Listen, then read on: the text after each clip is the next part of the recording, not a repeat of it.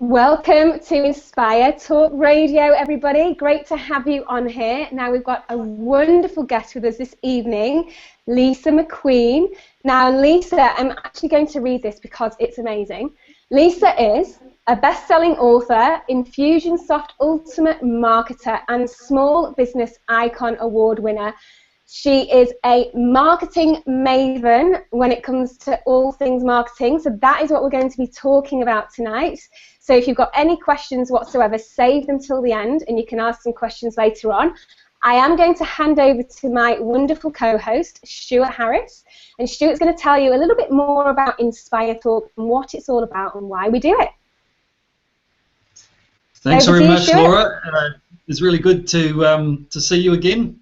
And yeah, InspireTalk is really an emerging online radio program which is going ahead in leaps and bounds at this particular moment, but it's all about bringing to you some fantastic quality speakers who deliver a fantastic quality message, and they give us the vital takeaways that our guests can use pretty much straight away and apply them immediately in their businesses, their personal life, or whatever they're doing with themselves. So, look, it's a really good show. It's really gaining some traction, and I think we're going to see some really exciting events coming up in the future. Awesome. Thank you, Stuart, and welcome, Lisa. Thank you very much, Laura and Stuart. Thank you so much for having me this evening. Well, it's great to have you on here. Thanks for being on with us. So, we hear that you're a bit of a marketing maven guru. So I want to know, what does it take to become number one in your industry? And if you could share one golden nugget that could help us, what would it be? Wow, that's a big question. The first question out of the gates is a biggie. I would say, to answer the question, what does it take to be number one in your industry? I think it really takes an enormous amount of focus and devotion to the people that you serve, and more than wanting to make loads of money, super fast. When you've got the mindset of how can I solve someone's problems and how can I serve them and make sure they have a great customer experience, word tends to travel, because that kind of thinking in business is not common, although it should be. And so when clients find someone who really does get them and connect with them on a host of different in a host of different ways, then that customer feels really special, and they talk to other people, and that's part of, you mentioned me as the marketing maven, and it's so funny because so many people have called me that. I think it's because, that sense of serving and helping and problem solving is how you do get to be, the top of your industry. And so my advice to your listeners this evening would be, if you want to be, you want to totally dominate your niche, your industry, then start thinking about how you can do so much more for your clients, and how you can do it better than anybody else in the market right now, or anybody else in your town, and that's when you see that needle start to move, because you really do get traction from just having that kind of an outlook on customer service. Yeah, absolutely, and that's one of the things that I know that you are an expert in, and you talk a lot about automating your business. How important is it to bring that into your business, whether it is a service-based industry or a product-based industry? How important is it to automate? Well, look, let me paint a bit of a case study for you, a bit of a scenario here to illustrate this point of how important automation is. So if you're an online business, for example, and you're getting leads and prospects coming through your website, and they're saying, yes, I want a quote on whatever it might be that you're providing, whether it's a service or a widget, whatever it is. So someone will send you a request, they'll ask you for a quote, perhaps, and the statistics show that 97% of the people who ask for a quote are actually not ready to buy yet, but they will be. And this is where automation comes in to help a business owner, because that 97% who are not ready to buy yet are by no means wasted leads. They're just leads that aren't ready to buy today. But they could be filling your sales and marketing funnel tomorrow, next week, next month, next year even. So having automation there helps you to manage the follow-up and you know, stay in touch in like a cool, non-stalkery kind of way.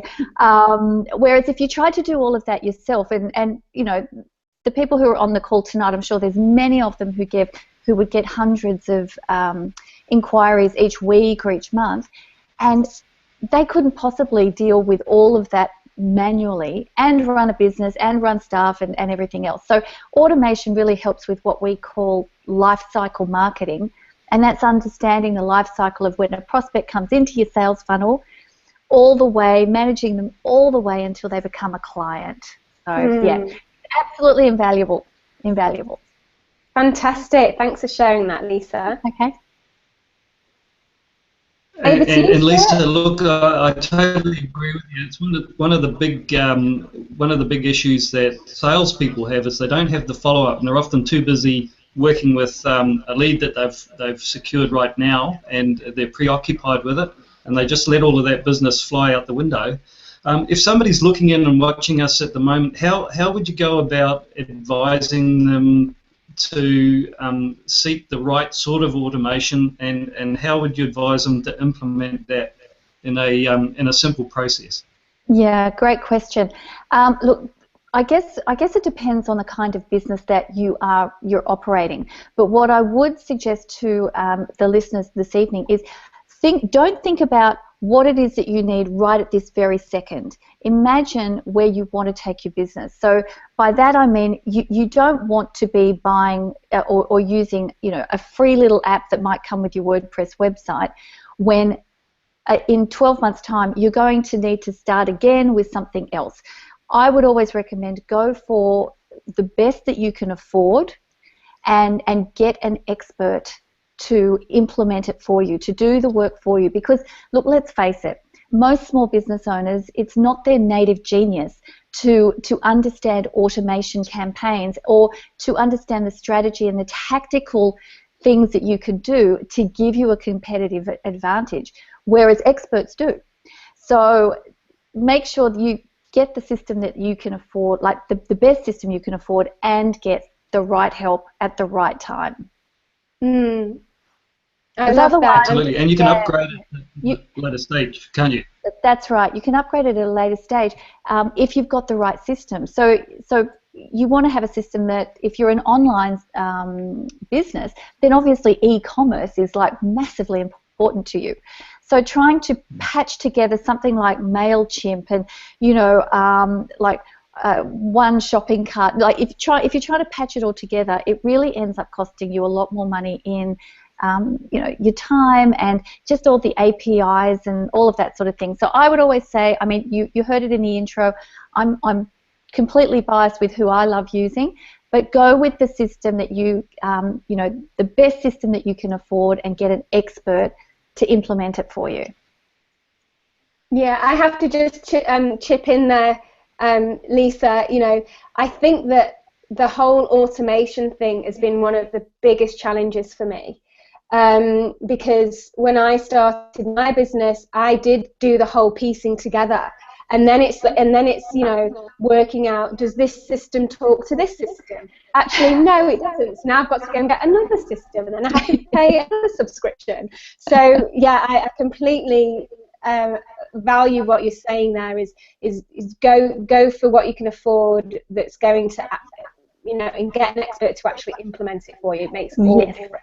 That's right. And it's those little ninja strategies, Laura, that, you know, and with all due respect to all the amazing business owners on this call this evening, the amount of automation and what it can do for your business, you probably don't even know what you don't know yet about what it could do for you.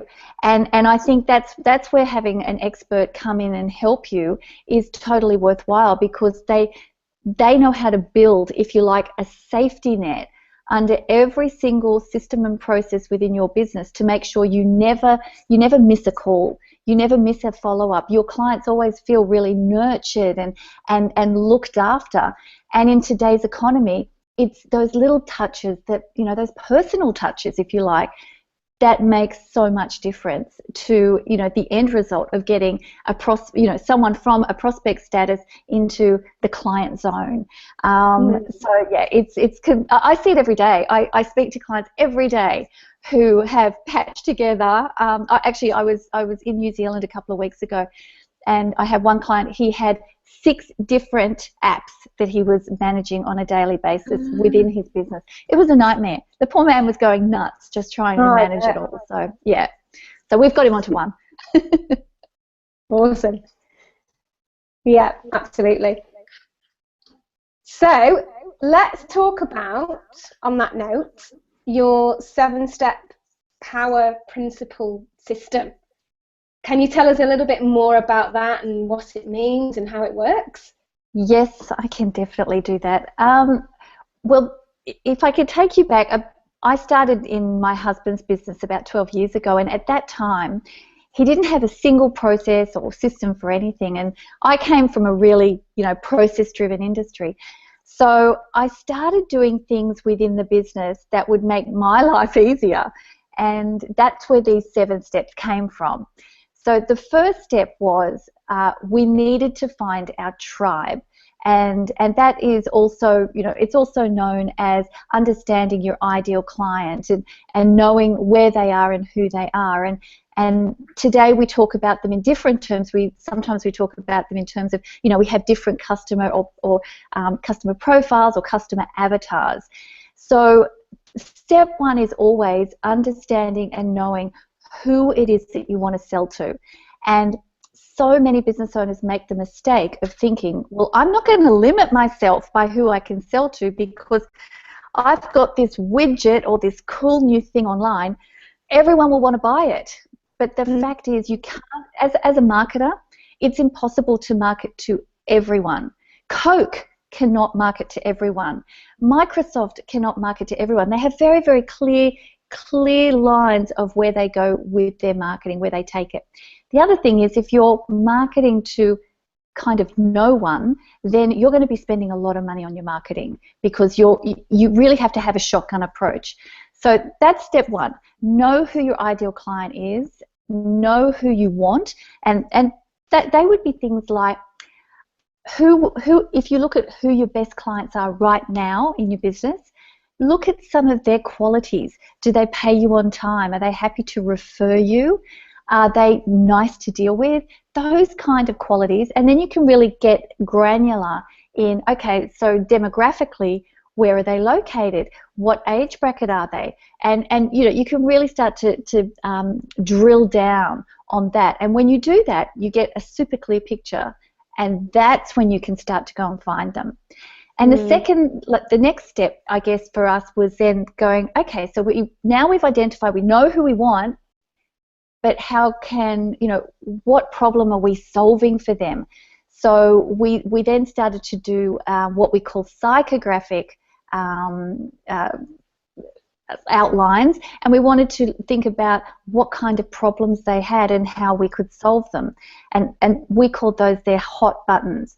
So any problem that a prospect has is going to be a hot button that you can start to zero in on your marketing. And you see that very successfully. Like, I mean, you only have to open a newspaper or look on TV, and the first thing they tell you is what the problem is and how they can solve it. So that's what marketing really comes down to, is how you portray the problem and present it to your ideal clients, and then the ideal clients will zero in on you because you've laser focused the way that you've marketed to them. They get a feeling that this company understands me. They know who I am. They know what I'm looking for, and it's really cool. It's so cool when that happens. And yeah, I love that part of it. I love that part of marketing. So that's the first two. Awesome. And it's really, really good too, Lisa. So at the beginning of the show, you were talking about how do I solve problems and how do I serve my customer base, being the emphasis of your focus, right? Now, if you've implemented the first two, and just quickly on this before we go on to number 3, Sure. How do you do that without having to focus on the money side of it? Because everybody's sitting there saying, I need to make a sale, I need to make a sale, I need to get cash flow, I need this to happen. How do you balance that and make sure you're doing the right thing in those first 2 steps? That's a great question, and here's the thing: when you do this right, when you know who your ideal client is, and you know their hot buttons, then they're coming to you. So instead of that, the marketing where you're going, buy me, buy me, buy me, which is really off-putting to people, instead you literally turn the tables, and people are naturally they're pulling towards you rather than pulling away from you, because your marketing's in alignment with your customer, your marketing's in alignment with your prospect, and they will come. They come to you that way. It's magical when it happens. Wow, that sounds absolutely. We want some magic happening. Amazing. So tell us about the next couple of steps in the process, Lisa. Okay, so the next couple of steps are where we then get into lead generation. So lead generation is the way that you entice someone who's on your website, or even in your bricks and mortar business as well. You can still have lead gen there, but you're enticing them to give you some information, and you entice them typically with a tool which might be a free report. It could be, I've seen some really cool audit, like business audit lead gen tools, and what those lead gen tools do is that they encourage the prospect to put their name and email, and sometimes even more detail, depending on what you're offering. If the offering is perceived to be high value, then the prospect will give a little bit more information.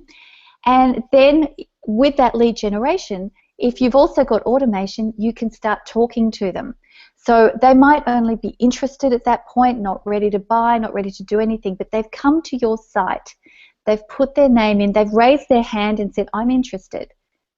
And so then with the automation, you can then start to talk to them and nurture them and educate them. And at this point, it is not a hard sell at all. It really is soft touches and providing value, massive value in fact, so that when they're ready to buy, you will be the only choice, because you will have put in all the heavy lifting. And then step 4 follows on from that, and that is really automation leads to domination. And that's when you really know that you've done everything right. You've attracted the right person to your website. You've solved the problems that they've had. You've hit their hot buttons. You've offered them a lead generation tool, a free report, whatever it might be. They've come into your system. You've got automation. That's going to help you dominate the market and certainly dominate your competitors. And yeah, that's it starts to become like this alchemy of marketing, where all those elements just start to come together and build and build and build. And you can imagine, if you're on the receiving end of all this, you're feeling pretty good. It's the experience, the customer experience. And in the online marketing world, we talk about the customer experience so much now. It's become so important. So even Google measure, customer experience on people's websites. So it's super, super important to make sure that there's congruency between every element, every step, every touch that a prospect has with your business has to be congruent with the way that you want it, the way that you want them to feel when they become your client, which is, really valued, I guess. Lovely, and I love the language that you're using, magic and alchemy and. Well, that's what it's like, it's like this amazing. That's what marketing is. Right. I have to say, one of the things that I was worried about at the beginning was, coming up with something that's attractive, like a lead magnet. And I always had a cheat sheet, like a how to wow your audience cheat sheet. And I actually changed it recently to a free 7-day speaker training program, and that has gone off the hook.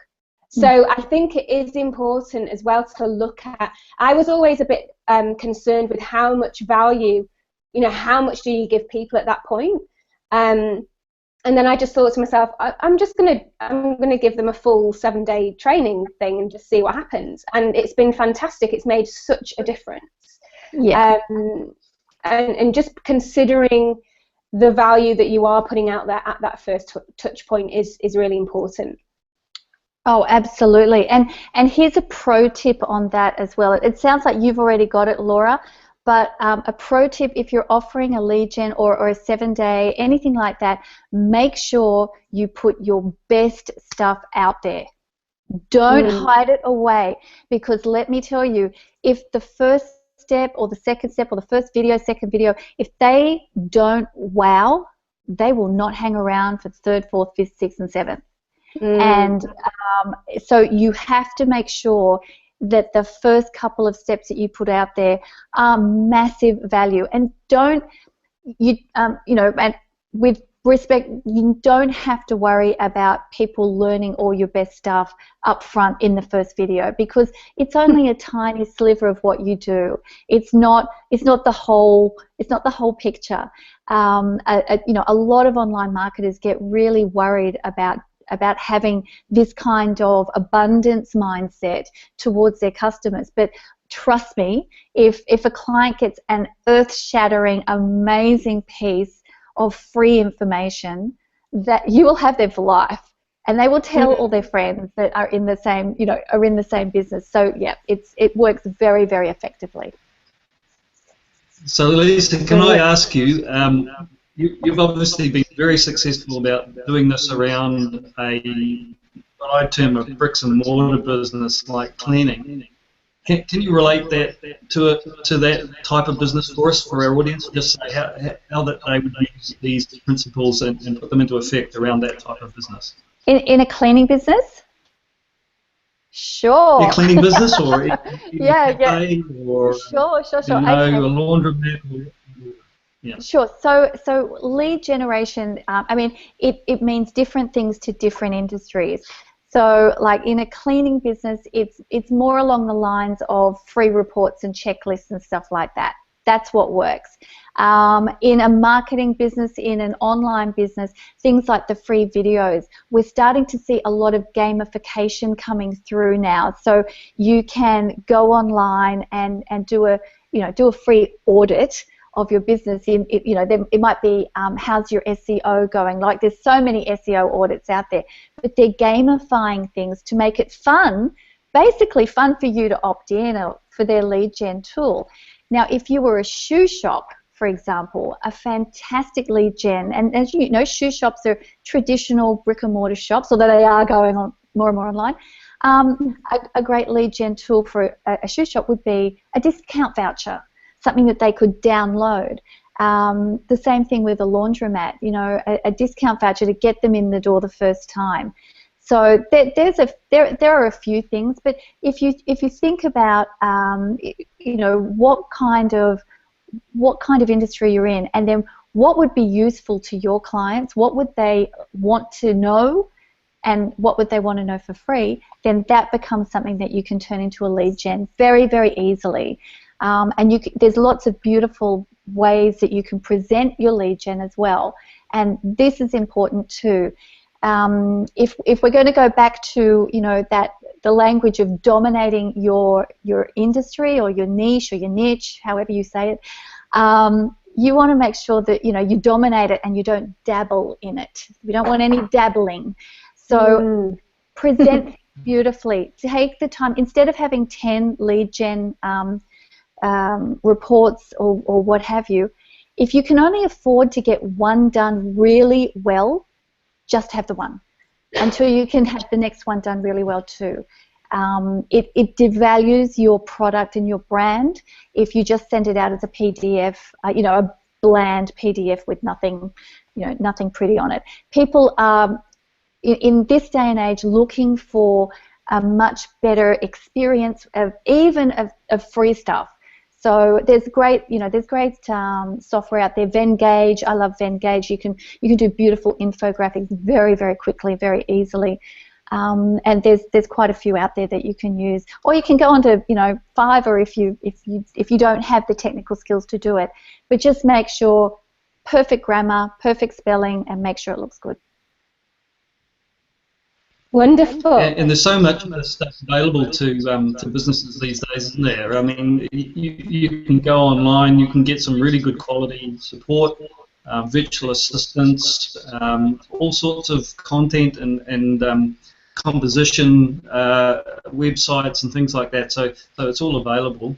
I understand this is 7-step system. Lisa, is there another step in the lineup? There's actually 3 more steps we haven't got to yet. The first, so the next step is, and I'll keep it brief because I know we're on a bit of a timeline here. Personal touches, and this is a big one for me. I like to have, with all of my marketing, I don't ever want everything that someone receives from me to be via email.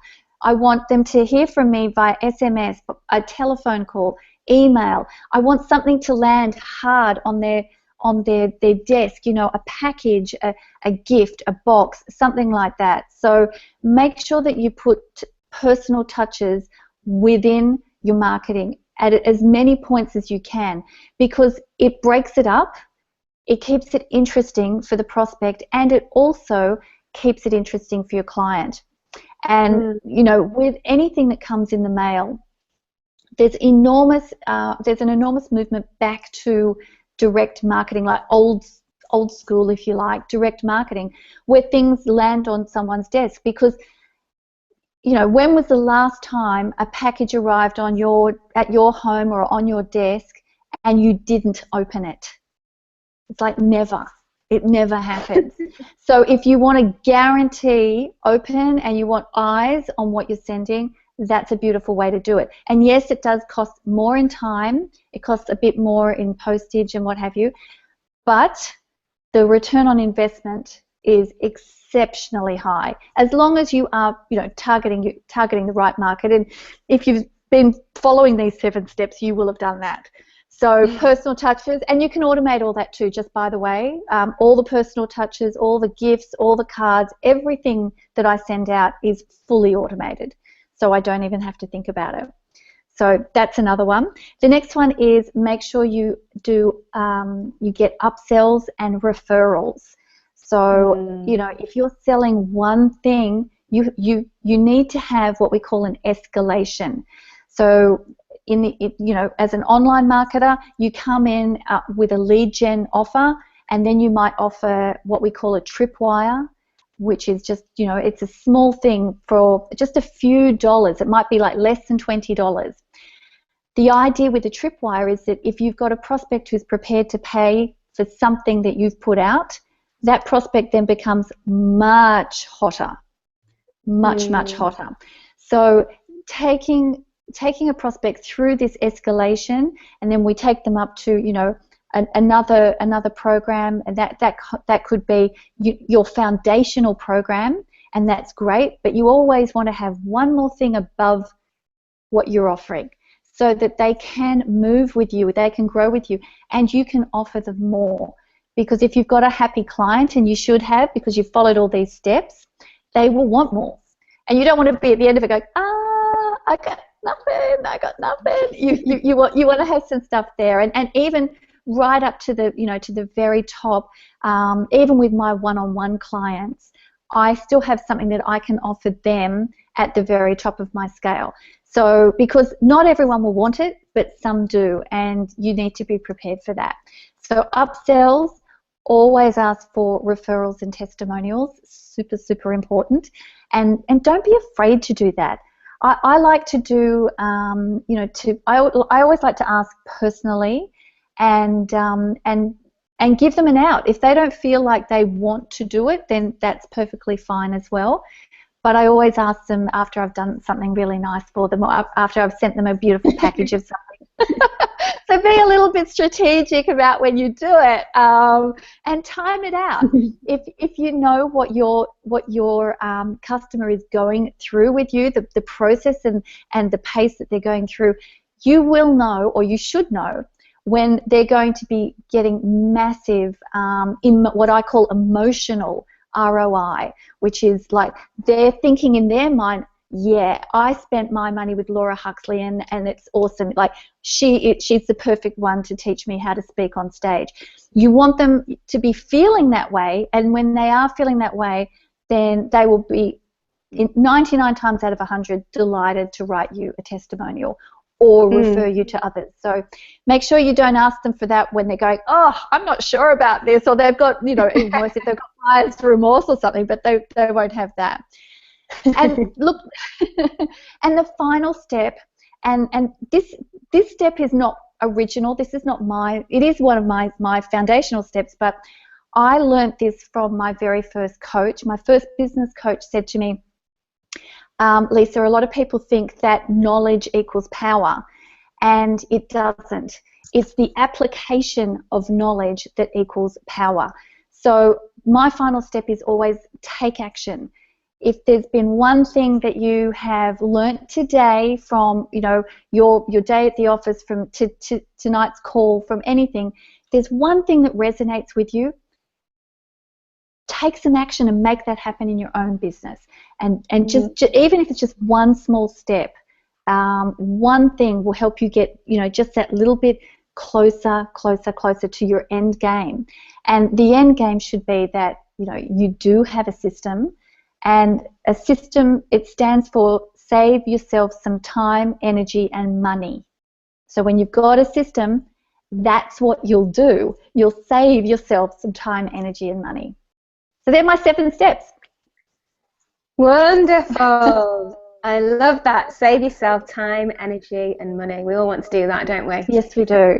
Yes, we do. Now, Stuart, have we got any questions that have come through? I'm just going to have a look and see whether we've had any through. I would like to ask you a question just before we wrap up and open the floor. Just quickly, can you tell us about your book that you're co-writing with Brian Tracy? You mentioned the power principles. Tell us a little bit about that. Yeah, well, after actually the book's out now, so the book's available on Amazon. Gee, I should have brought a copy right with me. Yeah. So, I do have one over there. I don't know if you can see it. But hang on, I'll grab it for you. Grab it, yeah, grab it. Fantastic. Awesome. Power principles. The book came out. It came out in 2015, and that was because Brian Tracy, he's a world-renowned marketer and sales trainer. I think at last count he'd written 56 books. I think mine was number 57. And his people contacted me and asked me to come over to the US and appear as one of his guests on his show. And I did that, and he was a beautiful, charming man. And then he said, look, I'm writing this book, and I'd love you to be a contributor to the book. So it was just one of those amazingly fortunate situations that I think I thought about it for like 1 second and said yes, yes, I'll definitely do it. So yes, it has been wonderful.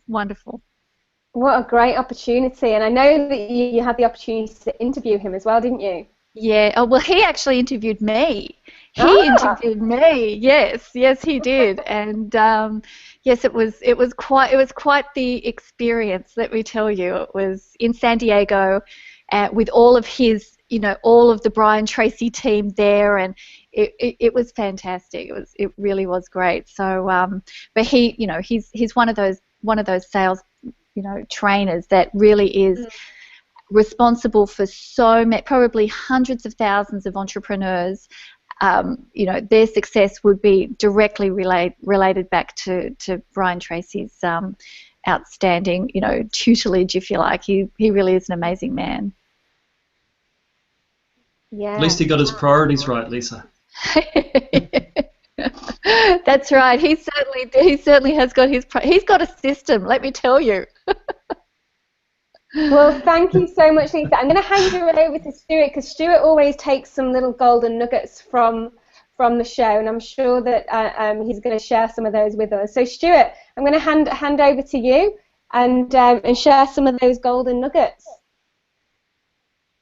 Yeah, thanks, Laura. So, look, I've been writing down I've got 2 whole pages of stuff here, and I still haven't got it all, so I'm going to go back and watch the show again afterwards. But what I've got here is one of the things I think that most people really don't get and understand is, how can I solve somebody else's problems, and how do I serve them? And I think, you know, you brought those up at the beginning. I know I've referenced them already inside the show, but I think if we can endorse that those are pivotal elements of getting business right.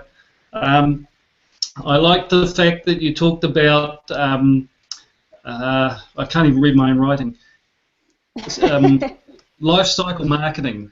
That's it, like life cycle marketing. Did I get that right? Yeah. Because Yes, you did. you know, people think of marketing as just one sole instance, but it's not. It's a whole series of things that come together, and I think you've explained it succinctly in the 7-step system. And look, one of the other items that I really liked you presenting to us, Lisa, was the fact that you talked about building a safety net system underneath all your automation, and I think that's pivotal too, because you can't rely on the automation entirely.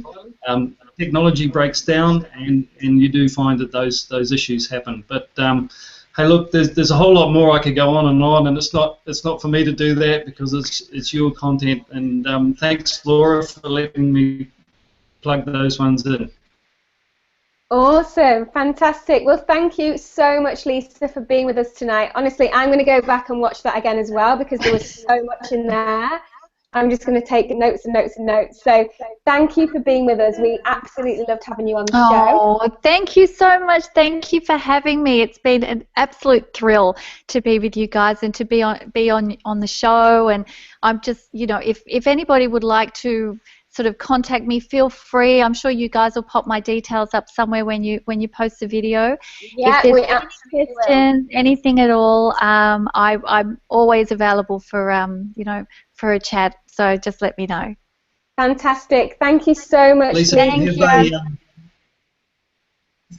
you have a landing page of some sort that people can go to just to get something, maybe a free ebook or anything like that? Sure, of course. If you want to head on over to cleaningmarketer.com / what will I send you to? Let's go to / follow-up. That should get you there. Or you can just go to cleaningmarketer.com. There's also lead gen on there as well. All my blogs, there's little lead gens all over my blogs as well. So anyway, pretty much anywhere you go, you'll find some. Yeah. Wonderful.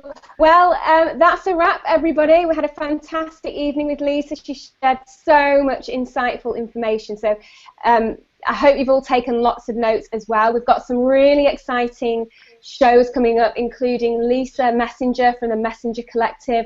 That's coming up in July, so make sure that you keep track of our website, InspireTalk.net. All of our upcoming shows are on there, so get yourselves on there and don't miss it.